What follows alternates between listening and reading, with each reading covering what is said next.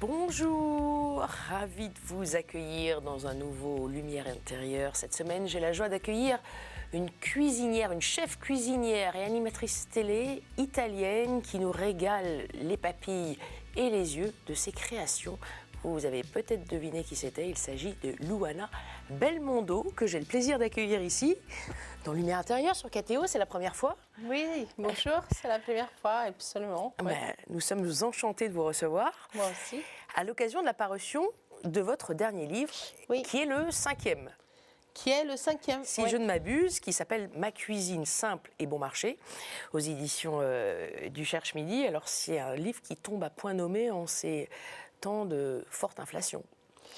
Absolument, il a été conçu justement, je l'ai pensé au moment du Covid, et vraiment intégré, considéré dans ma tête après le Covid. J'ai vu que la façon de consommer avait changé pour cette inflation que vous dites, que j'ai beaucoup regardé les caddies des personnes, où tous les modes d'achat, le superflu, ne faisaient plus partie de leur quotidien.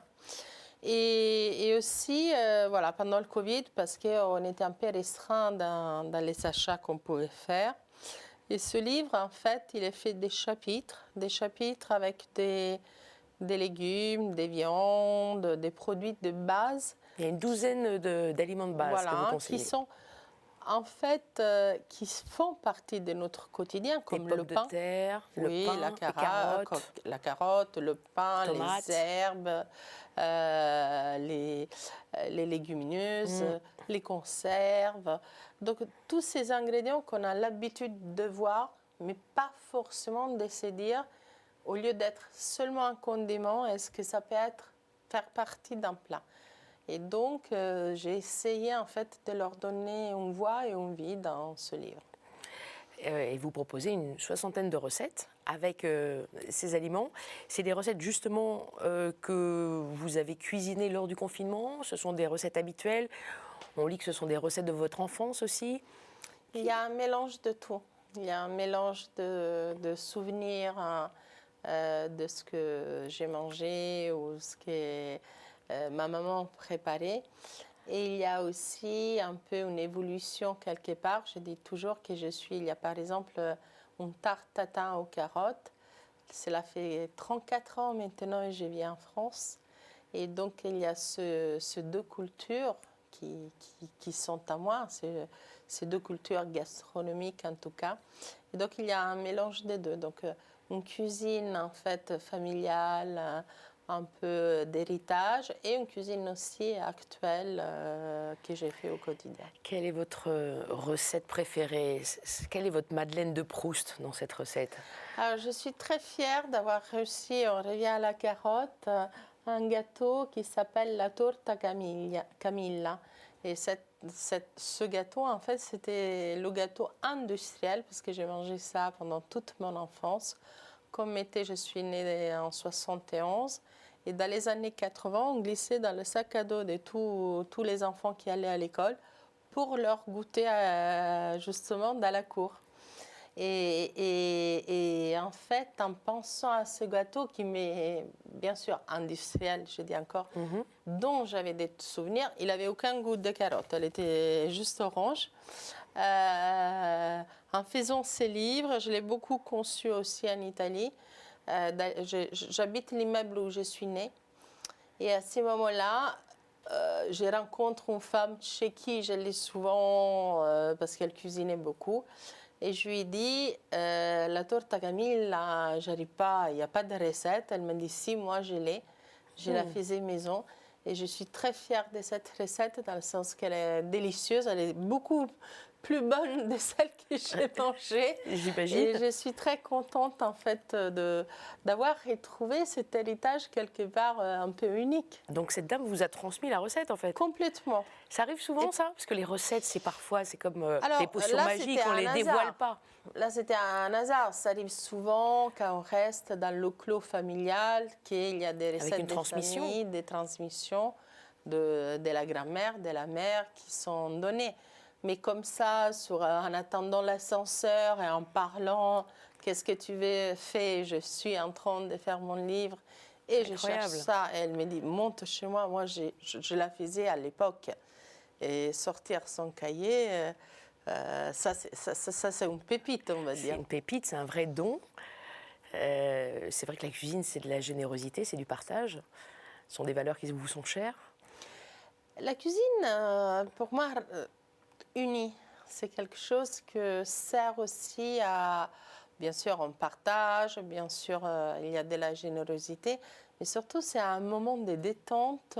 Je ne parle pas cuisiner parce que je comprends que certaines personnes ont un peu de stress en cuisinant, mais le moment où on s'assoit à table, là, c'est un moment génial parce que nous, on a donné le sourire et le plaisir des autres nous remplit.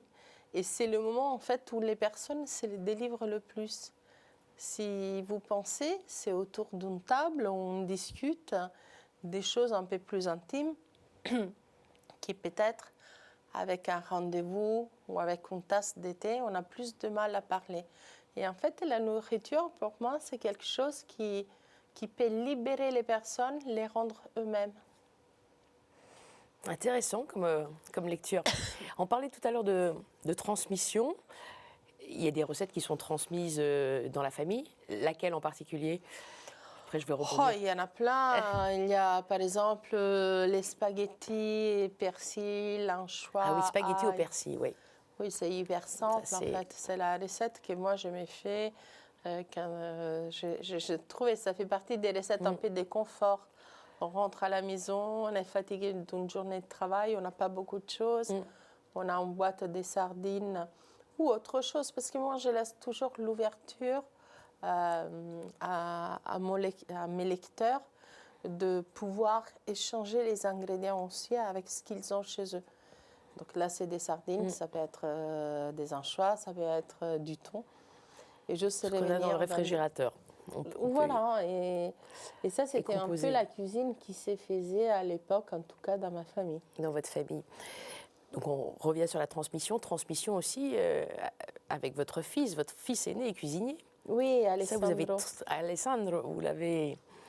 Comment ça s'est passé cette initiation? Ou c'est à force justement de voir sa maman cuisiner, régaler tout le monde Encore une fois, ça s'est passé un peu comme moi. En fait, on ne se pose pas la question si on va faire de la cuisine ou si on va en faire un métier. En fait, on suit une passion ou quelque chose qui nous plaît. Et moi, je me rappelle d'avoir toujours été en cuisine à côté de ma maman. J'ai une sœur, elle n'a jamais fait. J'ai 3 fils. Et justement, c'est l'aîné qui a suivi votre voie. Je me rappelle même de dire...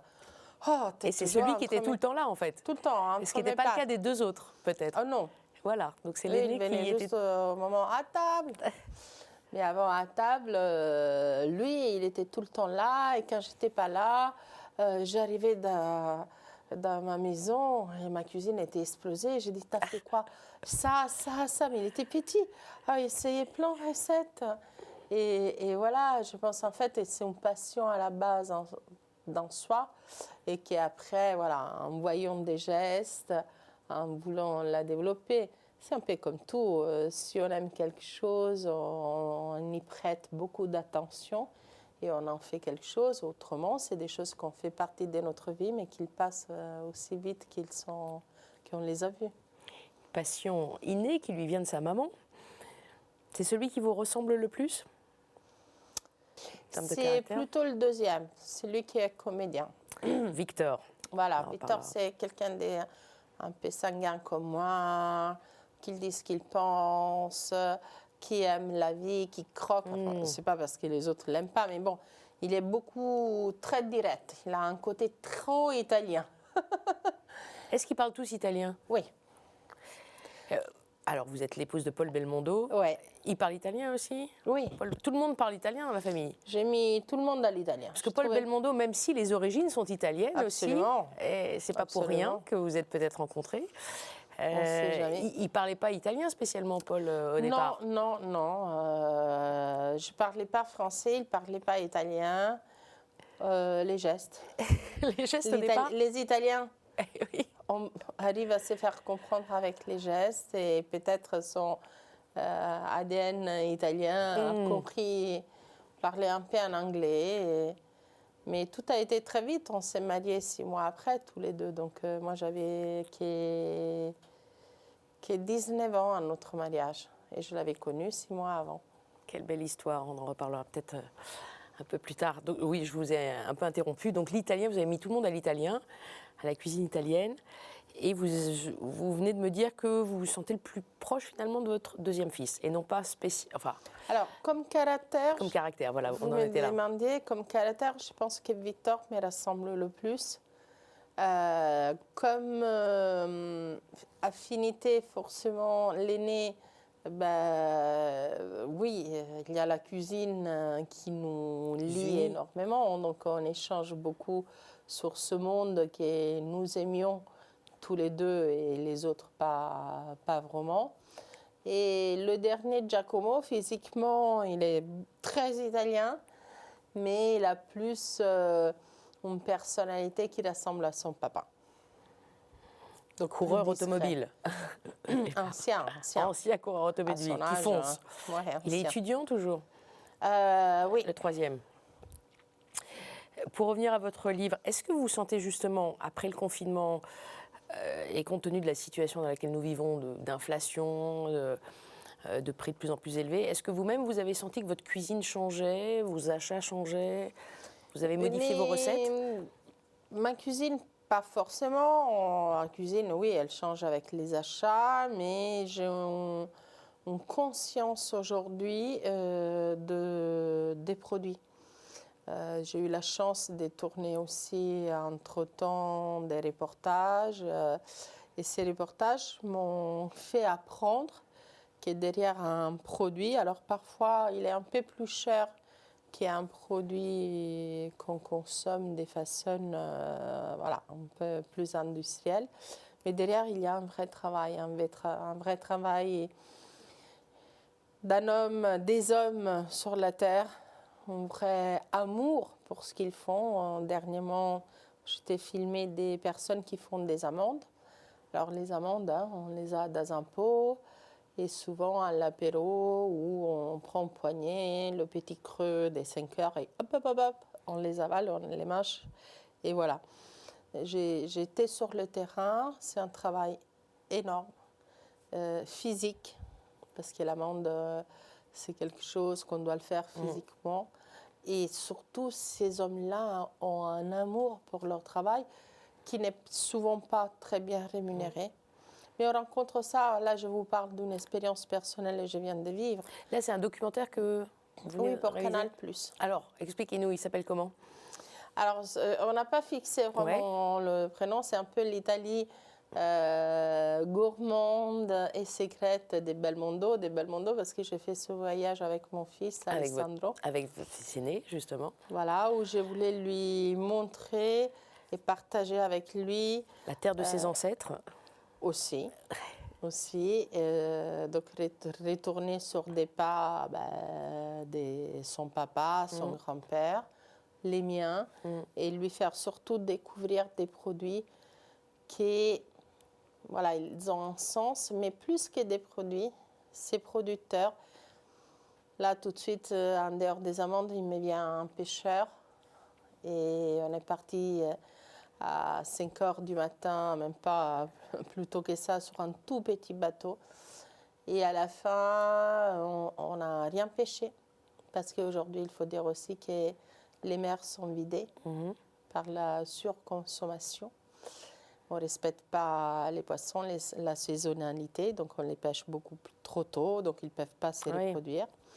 Et il a eu 3 calamars et à un moment, il a craqué, il a commencé à pleurer.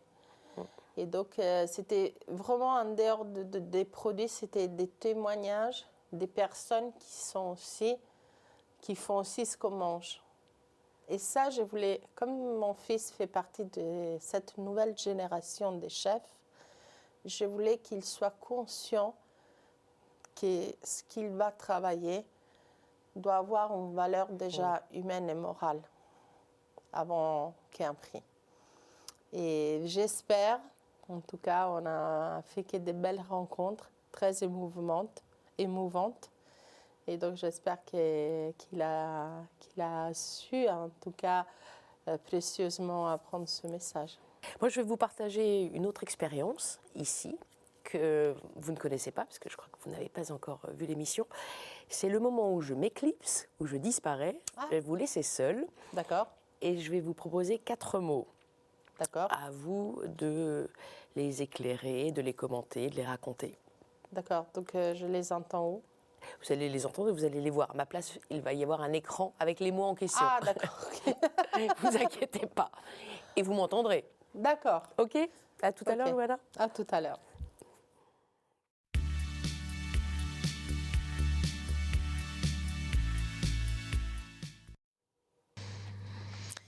Louana Belmondo.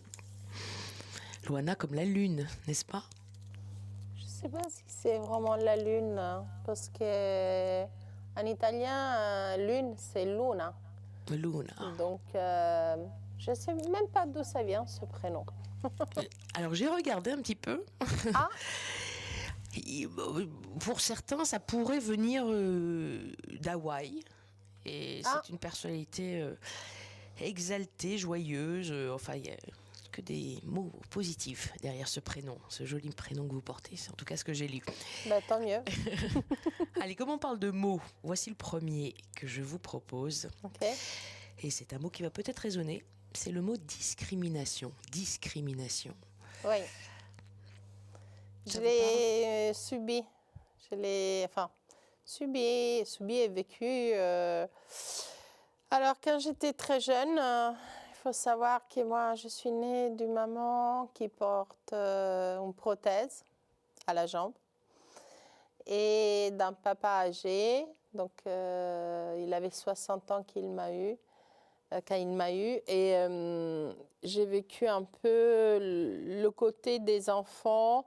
Je ne comprenais pas à l'époque pourquoi je n'étais jamais invitée à des anniversaires ou à aller faire les devoirs chez les autres ou des promenades. J'étais un peu mise à l'écart. Alors, vous avez dit que mon mot représente quelque chose de joyeux. Moi, j'ai toujours été une fille assez joyeuse, je le suis encore, et très ouverte envers les autres. Et c'était quelque chose que je ne comprenais pas. Et puis un jour, il y avait un anniversaire d'une des filles que j'aimais beaucoup. J'étais dans une école catholique qui est des seules filles. Et je me suis sentie le courage. Je crois que je devais avoir entre 8 et 10 ans, d'aller la voir et lui dire, elle avait invité la classe sauf moi. Et j'ai eu le courage de lui dire, pourquoi tu ne m'as pas invitée? Et là, elle m'a répondu, parce que tu es la fille d'une femme qui a une jambe en bois et ton père, c'est un grand-père.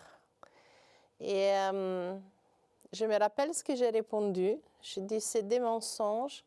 Mon papa est mon papa que j'aime, hein, et ma mère n'a pas une jambe en bois. Après, je suis rentrée à la maison et comme j'ai grandi, vous savez, quand on grandit avec un handicap, quand une personne âgée, on ne voit pas forcément l'enfant qui est aimé, ne voit pas forcément ces choses-là. Et puis, c'était des années où tout ça était un peu occulté aussi. On s'est montré moins, en tout cas dans ma famille. Et donc, je n'avais jamais été confrontée à ça. Et aujourd'hui, j'ai pas aimé cette fille pendant des longues années. Il y a de quoi? Vous aviez quel âge à l'époque? Ça a de quoi traumatiser? 10 ans. Entre 8 et 10 ans? Oui. Et les enfants sont cruels, ouais. Oui, ou leurs familles sont cruelles, ou ce qu'ils entendent est cruel. En tout cas, c'est sorti, ça m'avait énormément blessée. Mais bon, moi je dis toujours que je remercie toutes les personnes qui m'ont fait des actes pareils. Et ce qui est très très drôle, c'est que cette même fille, une fois que j'étais une adulte et puis entre guillemets connue, Et elle m'a écrit sur les réseaux en me disant qu'elle voulait tellement me voir. Alors, ça n'a pas été une vengeance de ma part de ne pas la voir, mais j'ai aucune raison de voir quelqu'un qui m'a fait tant de mal. Qui a fait beaucoup de mal, oui, c'était un moment difficile parce que j'arrivais pas à comprendre. Et surtout, je me disais que j'y étais pour rien, moi. Moi, j'étais juste la fille de ce qu'elle appelait une mère avec une jambe en bois et un vieux père. Mais moi, je n'avais rien fait de mal. J'étais juste le produit d'un amour. Et donc, la discrimination, je l'ai vécue la première fois comme ça. Et ces parents un peu atypiques, entre guillemets, que vous aviez, Oui. vous en aviez honte de temps en temps? Oui, à l'adolescence, ma mère, elle s'est cachée. Je vous dis toujours, je suis née en 1971 où l'handicap n'est plus vu comme aujourd'hui, parce qu'aujourd'hui, bien heureusement, il est intégré dans nos sociétés et c'est pas un assassin, quelqu'un qui est handicapé, bien au contraire. Et en plus, c'est des personnes vraiment normales qui vivent normalement et qui leur est malheureusement tombé sur la tête un malheur malgré eux. Et j'ai eu juste un moment, donc maman s'est cachée beaucoup. J'étais beaucoup plus attachée à papa. Parce que, bon, d'abord, c'était un homme, c'était un bel homme. Alors, lui, que les jeunes disaient qu'il était... Mais bon, il s'en fichait complètement. Il avait 60 ans, 65, 70 ans. Il restait un bel homme italien. Il venait me chercher à toutes mes sorties d'école. Ma maman, elle n'est jamais venue. Elle s'est toujours cachée parce que je pense aujourd'hui qu'elle avait honte, qu'elle avait honte de cet handicap qu'elle avait, parce qu'il était, comme je disais, moins intégré. Et moi, je me rappelle, oui, adolescente, quand elle a commencé un peu plus à sortir, ou quand parfois elle n'avait pas vraiment le choix, elle sortait très peu, elle restait beaucoup à la maison. Après, elle aussi, elle a fait un travail plus tard, elle a commencé à sortir à l'âge de 65, 70 ans. Et les regards des personnes qui se retournaient quand j'avais maman sous le bras pour suivre notre chemin. Et là, j'avais un peu honte. J'avais honte d'être à ses côtés, oui. C'est stupide. Mais j'étais une adolescente, j'avais 15 ans et je me disais, oh là là, le garçon que j'aime bien de mon quartier, il me voit comme ci et comme ça, il ne va jamais me regarder parce que ma mère marche comme ça. Un sentiment humain, vouloir appartenir aussi au groupe, surtout à ces âges-là où on essaye de ressembler à ses pairs, PAIRS. Oui, je faisais pas partie, en tout cas, d'une famille normalement conçue. Je me rappelle aussi d'avoir tellement rêvé que la jambe de ma mère repoussait. Souvent, j'ai eu ce rêve-là, en me disant... Ah, elle peut pousser. Et de rêver que j'avais une maman que la jambe, pendant la nuit, avait poussé. Souvent, j'ai idéalisé une famille normale parce que je voyais que, bien sûr, mes copines, mes copains, les parents étaient jeunes, ils jouaient au tennis, ils allaient ici, ils allaient là. Où je les regardais, je les trouvais très jeunes avec leurs jeans. Ils comprenaient beaucoup plus peut-être aussi leurs enfants. Donc en plus, je suis née de deux parents avec des vies faites avant. Donc d'un coup, J'ai grandi toute seule, donc j'ai souvent idéalisé aussi ça, cette famille, enfin, me réveiller et avoir en fait quelque chose de normal. Ça, c'est quelque chose que je me rappelle de l'avoir fait. Mais aujourd'hui, je me le rappelle aujourd'hui que je suis une femme adulte. Je vous propose le deuxième mot qui va nous permettre de continuer de parler de tout ça, puisque c'est le mot mama. Mama. C'est avec Maman deux en M. italien. Ah, bah c'est avec deux M, on oublie un M. Comme maman. Donc vous parlez de votre maman. Elle, comment a-t-elle perdu sa jambe? Ma maman était une très très belle femme quand elle était jeune, en tout cas dans ce que j'ai vu. Et ma maman était un mannequin. Elle habitait à Venise, elle posait pour les peintres, les grands peintres vénitiens. Mais c'était aussi quelqu'un qui aimait la vie à l'époque et je crois un peu rebelle, on va dire. Et en fait, elle conduisait une moto.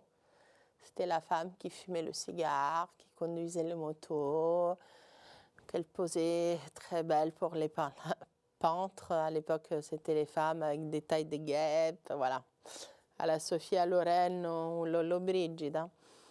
Et en fait, elle a eu un accident de moto et c'est pas l'accident.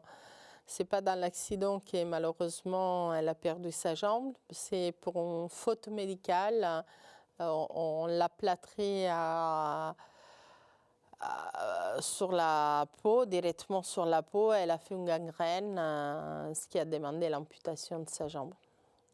Et c'est quelque chose qu'elle n'a jamais accepté. Aujourd'hui, elle a 90 ans, elle est vers la fin de sa vie et elle continue à souffrir de ça et elle continue à me dire ça. Et j'essaie de lui dire que c'est pas grave, toute une vie est passée. Le passé, c'est l'unique chose qu'on ne peut pas refaire. Par contre, le présent, on peut le vivre réellement. Donc je m'en occupe beaucoup aujourd'hui, comme j'ai le temps, en dehors de mon travail et après ma propre famille, ou en même temps. Votre maman qui habite donc en Italie, hein, à Rome, où vous êtes née. Oui. Et j'essaye, mais en fait, ces dernières années, elle est vraiment en boucle sur ça, sur son handicap, tout ce qui lui a enlevé, je sais pas, je n'ai pas son âge ni son parcours, mais voilà, au lieu de faire le point assez de bon à un certain moment de sa vie, maman a beaucoup de regrets, de rancunes et d'injustices qu'elle a subies, que je comprends, mais où je suis complètement impuissante à part la soutenir. Je la soutiens et j'essaie surtout de lui donner du bonheur autrement, de lui faire changer. Mais après, vous savez très bien, on peut pas être que l'autre personne. Il faut que l'autre personne accepte elle-même de pouvoir... Mais bon, à 90 ans, on ne peut pas demander à une personne de changer. C'est une douleur pour vous, cette non-acceptation de votre mère? Oui, parce que je voudrais la voir vraiment heureuse. Parce que ça a été toute sa vie une femme qui s'est énormément battue. Et que, pour moi, personnellement, a été vraiment un exemple. Un exemple de vie. Voilà, il y a eu plein de choses. Il y a eu une fille, en fait, quand elle perd sa jambe, apparemment, elle attendait un enfant et elle ne le savait pas. Et quand elle s'est détournée vers le père de sa fille et de ma sœur, avec qui je me suis rapprochée depuis quelques années, Il lui a dit, mais tu ne crois pas que je vais rester avec une femme qui a une jambe en bois. Donc, ma mère a été... Je m'imagine... c'était jeune, hein, elle a fait des bêtises de jeune. Mais j'imagine cette femme, cette jeune fille à 18 ans qui doit se réveiller dans un lit d'hôpital avec les parents qui lui tapaient sur la tête, sans une jambe. C'est horrible, se réveiller sans une partie de nous-mêmes. Enceinte, décidant de garder l'enfant et être rejetée aussi à cause du malheur qu'elle est en train de vivre. Il faut beaucoup de force pour remonter une épreuve pareille. Ma maman a été toujours une femme assez dure dans la vie. Hein. Je ne peux pas dire que c'était une maman câlin. Elle est le contraire de moi. Elle s'est adoucie maintenant, mais elle est le contraire de moi. Mais je peux comprendre. Et elle a avancé, elle a construit toute seule, elle a gardé sa fille, elle a refait une vie. Ça a été une des premières femmes qui, comme elle était mannequin, a amené à l'époque L'Oréal en Italie. Elle a fait plusieurs salons de coiffure, donc ça a été une battante. Et voilà, je voudrais juste qu'aujourd'hui, elle se rende compte de tout ce qu'elle a construit et qu'elle soit fière d'elle. Hein. Et que, ok, sa jambe, malheureusement, malgré mes rêves, elle n'a pas repoussé. Mais que c'est finalement pas grave. Hein. Et qu'elle a été une femme incroyable. Parce que beaucoup de femmes à sa place auraient sombré dans des dépressions ou autre chose. Elle a continué. Malgré tout, elle a eu cette fille. Elle a élevé seule cette fille. Elle a créé une belle entreprise. Elle a rencontré un jour mon père. Elle a refait sa vie. Donc pour moi, c'est une battante. Alors la voir aujourd'hui toujours pleurer sur tout ce qui lui a manqué, j'aimerais qu'elle soit fière d'elle et apaisée parce que bon, je lui souhaite vivre encore 100 ans, mais c'est là où on sait très bien que ce n'est pas possible. Mais j'aimerais qu'elle soit plus sereine parce que malgré tout ça, elle a fait beaucoup... Enfin, moi, en tout cas, c'est une Wonder Woman, c'est une grande femme. C'est un très bel hommage que vous venez de rendre à votre maman. Votre demi-sœur, vous dites que vous la revoyez. Oui. Elle a combien de plus que vous? Nous avons 18 ans d'écart. Donc au moment où vous êtes née, vous la... Je suis née, mais elle s'est mariée à 20 ans, donc voilà. J'ai très peu de souvenirs avec elle. Bon, après, elle a fait sa vie, elle travaillait et tout. Et c'est une troisième. Je suis un peu... voilà. J'ai un peu grandi comme une fille unique à la fin. Et vous êtes quel type de maman italienne? Moi, c'est horrible. je saute sur eux. J'ai mon premier qui a 32 ans, le deuxième bientôt 30 ans. Mon Giacomo, il vient d'avoir 25 ans. Je suis très attachée, je suis protectrice, je suis, comment on peut dire, j'ai fait des câlins comme s'ils avaient 6 ans, 3 ans, 1 an, je ne sais plus. C'est mes bébés à vie et vraiment parfois je me retiens parce que je me dis, oh, c'est des hommes, ils ont des femmes. Et en fait, moi, j'aime tout ce qui est... En plus, j'aime tout ce qui est contact vraiment physique avec les personnes. J'aime serrer les gens dans mes bras. J'aime contact charnel. Oui, très. Comme dans la cuisine, il faut toucher aussi. Oui, ça rejoint absolument ça. De terrien, de charnel. Ouais, c'est ça. Et vous avez un petit-fils, Vai. Oui. Donc, beaucoup d'hommes dans votre vie. Ah ouais, là... Beaucoup d'hommes. Je sais pas, il n'y a pas de filles, non. Pas du tout, non. Vous êtes au centre, la mère. On va dire ça. Eh oui. Allez, on passe au troisième mot, rapidement. Le mot excès. Excès. Excès. Ok. Par rapport à moi, Est-ce que c'est un mot qui vous inspire, qui vous dit quelque chose, qui vous parle? je suis quelqu'un qui n'a jamais de limites, qui ne se pose jamais des limites. Je peux être assez souvent dans l'excès, mais un excès très géré, dans le sens que tout ce que j'ai fait en excès est réfléchi et il ne doit pas aller contre des mauvais principes. Donc, excès, pour moi, excès, non, je ne vois pas vraiment. Excès de travail, excès, je ne sais pas. Vous avez des excès contrôlés. J'ai l'excès, oui, si l'excès c'est dépasser quelque chose, c'est ça vous voulez dire? Ça peut être un excès de nourriture, étant donné qu'on parle de cuisine. Le péché de gourmandise. Excès, ça peut être tout type d'excès.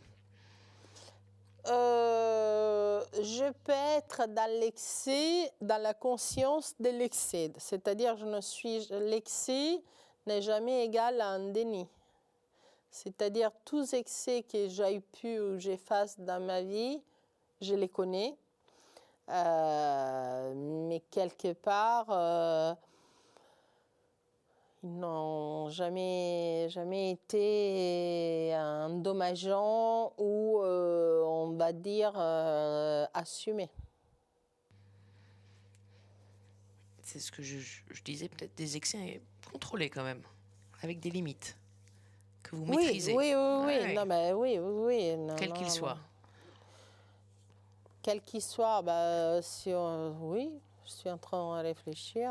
J'ai pas beaucoup. Après, sur le comportement, vous disiez que vous ressembliez à Victor, notamment, avec un côté plus Ah sanguin. oui, Il y a aussi des excès parfois de.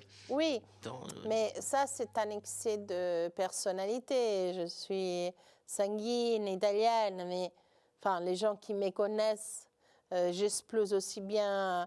Aussitôt quelque chose ne me va pas, je peux hurler, faire vraiment un opéra dell'arte, mais ça redescend aussi vite. Les gens qui me connaissent, personne de mes proches s'est jamais vexé de cet excès, peut-être à un moment de colère, parce qu'ils savent très bien que je suis quelqu'un qui dit les choses, parfois justement avec excès, mais qu'à aucun moment ça va rester ancré, c'est dit, je l'ai dit, dans l'excès. Mais voilà, il n'y a jamais des conséquences, on va dire, de ma part, qui peuvent voilà, continuer dans l'excès, être un instant, en fait, je dirais même pas, quand j'ai fait ça, c'est même pas un excès, c'est plus une explosion. Alors, je mettrais explosion, je suis quelqu'un d'explosif, plus que d'excès. Explosion plutôt qu'excès. Allez, quatrième et dernier mot, Louana, c'est le mot foi. Oui. Et oui, nous sommes sur KTO, lumière intérieure. Oui. Je suis italienne, romaine. J'ai fait très vite, j'étais confrontée à la foi. J'étais dans un collège des filles catholiques chez les Bonnes Sœurs.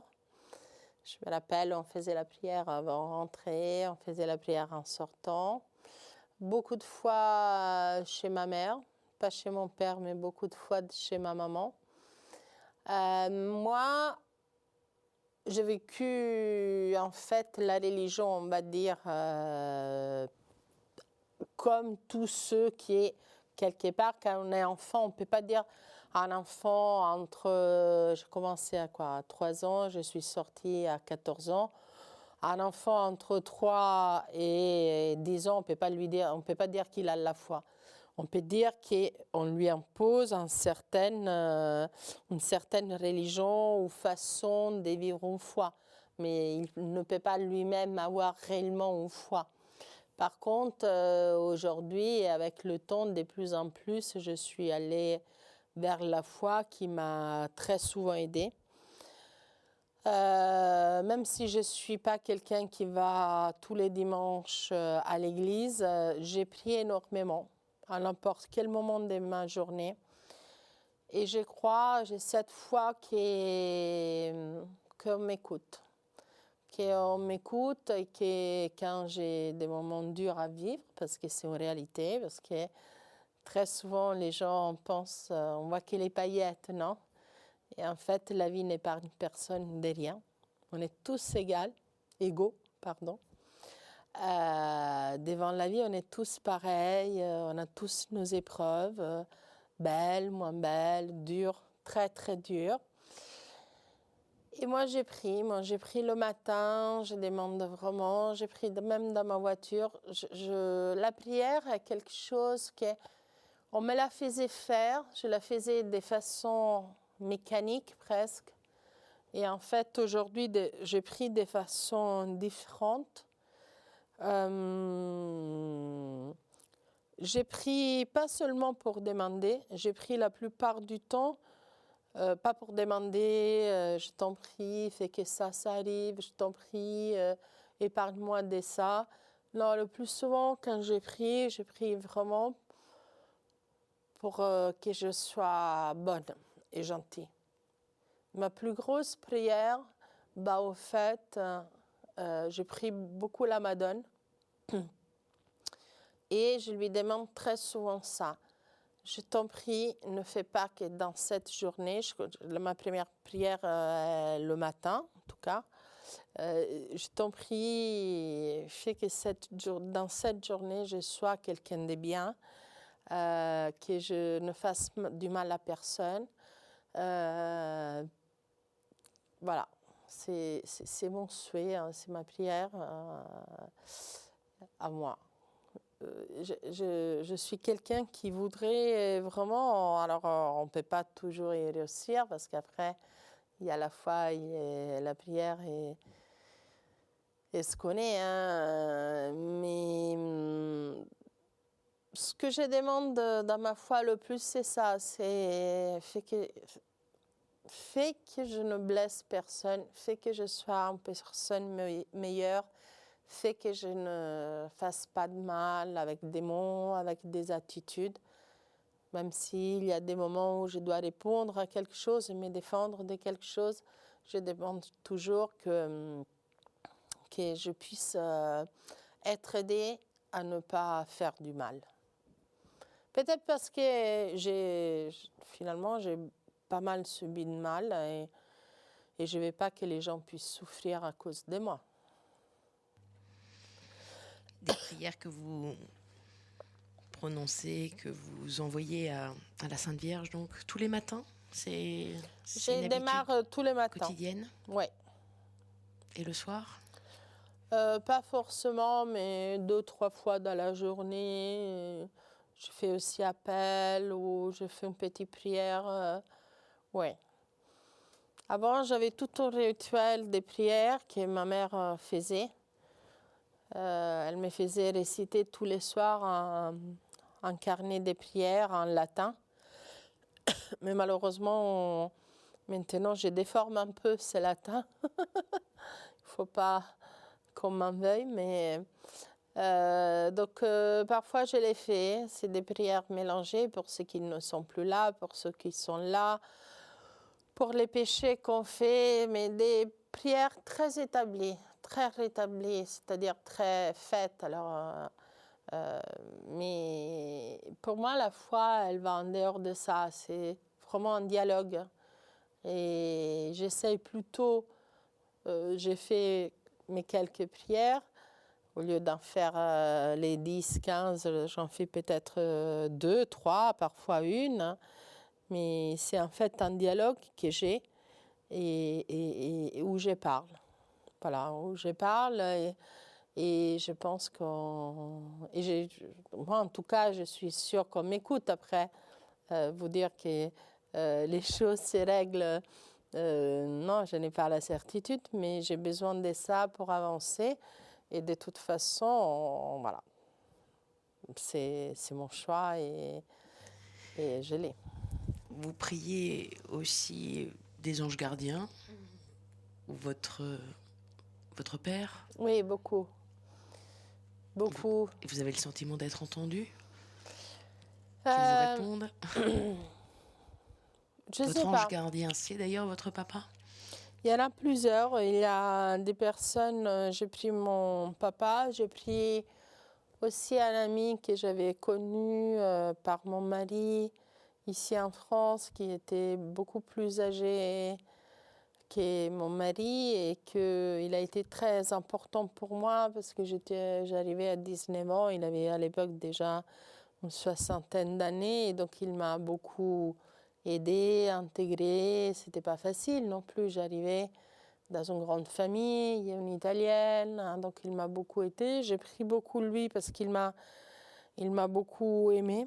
Donc j'ai pris les personnes, en fait, papa en premier, mais les personnes qui m'ont réellement aimé et que je sais que peut-être de là-haut ils m'entendent. Et j'ai pris aussi ma meilleure amie que j'ai perdue et dont j'ai récupéré sa fille, qu'elle a passé après son décès 2 ans chez moi et que je considère comme une fille. Donc parfois, je ne dis pas tout, mais je n'ai pas que 3, mais j'ai 4 enfants en fait.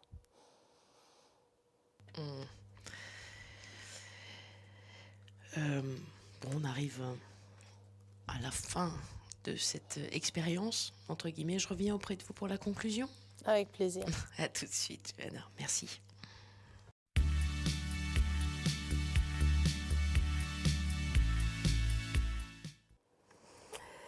Alors, Louana, je suis de nouveau en face de vous. Oui. Comment est-ce que vous avez vécu cette expérience? J'avais l'impression... D'être chez le psy, c'est ce que vous Oui, me c'est disiez ça. avant que ça se rallume. Vous connaissez les psys? J'ai dû y aller 1 ou 2 fois, mais je ne suis pas très psy en fait, hein. J'ai du mal à intégrer le fait qu'un être humain avec la même tête que moi puisse résoudre mes problèmes sans que moi je puisse pas le faire. Mais c'est faux, il faut y aller. C'est pas un bon message. Quand on a besoin, il faut parfois se faire aider et être écouté. Mais non, c'était bouleversant parce que j'ai revécu des étapes de ma vie que je n'ai pas l'habitude en général de parler. D'ailleurs, je pense qu'ici, c'est la première fois où je me délivre réellement. Et donc, c'était bouleversant, mais je ne suis pas agréable. C'est vrai que vous avez... je vous remercie de ce partage d'événements, d'épreuves de votre enfance, notamment l'histoire bouleversante de votre maman, de votre père. Le mot qui vous a le plus marqué, c'est peut-être le mot discrimination, ou c'en est peut-être un autre? Oui, non, discrimination. Il y avait excès, foi et mama, sans M. Oui. Enfin, il manquait un M. Voilà, Il en faut c'est pas 2. grave. Ça aurait pu être mama aussi, j'imagine. C'est pas grave. Oui. Est-ce que vous pensez qu'il y a une forme de justice dans la vie? Parce que beaucoup d'épreuves étant jeune, et peut-être plus de joie par la suite, avec une belle famille unie, des fils. Je ne sais pas si on peut appeler ça injustice ou pas justice dans la vie, parce que je vois des choses tellement injustes quand ça touche, par exemple, des jeunes enfants. J'ai une amie qui a perdu son fils, qui était jeune. C'est tellement injuste. Donc, je ne sais pas si la vie a vraiment cette règle de justice ou pas. Et la justice divine. Je pense que voilà, que si on revient à la foi nous aide. La foi nous aide à surmonter et ça nous fait dire que... Alors, oui, c'est dur, mais si on a ça en plus, c'est un aide et ça nous fait dire que peut-être si c'est nous, c'est parce qu'on a été choisi, parce qu'on pouvait surmonter cette épreuve-là. Donc, je pense qu'il y a ça. Plus qu'injustice, il y a injustice. Oui, c'est ce que dit aussi le catholicisme Voilà. sur les épreuves. Oui, je pense que c'est ça. On a parlé aussi de la prière, de votre foi. On a moins parlé de la finitude. Je finis souvent cette émission par cette finitude, l'au-delà. Est-ce que ce sont la mort? Vous y pensez? Vous y pensez pas du tout? Vous l'imaginez? Vous l'appréhendez? La mort, si, j'y pense. J'y pense assez souvent parce que, justement, si on revient à ma vie, et née d'un papa âgé, j'étais confrontée à la perte des tantes, des proches assez vite. Assez jeune, oui. Donc j'ai connu la mort assez vite. Elle ne me fait pas peur, comme tout le monde doit vous dire. Elle me fait du chagrin pour mes enfants, pour les personnes qui restent. Moi, non. Je suis partagée. Je crois qu'il y a quelque chose après la mort, mais je ne suis pas toujours sûre. Donc, mais je suis très fortement en train de penser. Enfin, dans moi, je pense qu'après la mort, c'est pas possible et ça s'arrête, qu'il y ait quelque chose d'autre, hein, que ce soit là-bas ou que ce soit ici qu'on a laissé. Peu importe, c'est quelque chose qu'on a laissé. C'est pour ça, je vous disais, quand j'ai pris, c'est pour être une meilleure personne, pas blessée. Parce que si c'est pas là-bas et c'est ici, j'aimerais laisser une image belle de moi. Merci beaucoup. On Merci termine à vous. sur ces derniers mots. Merci beaucoup, Luana Belmondo. Je rappelle le titre de votre livre. Ma cuisine simple et bon marché, c'est un peu plus léger, on finit avec voilà. cette note de légèreté, même dans la cuisine, même dans l'assiette. Voilà. Comme d'habitude, vous pouvez retrouver cette émission sur kteotv.com. Vous connaissez l'adresse. Je vous souhaite une très belle semaine. Encore merci beaucoup. Merci à vous. À bientôt. À bientôt.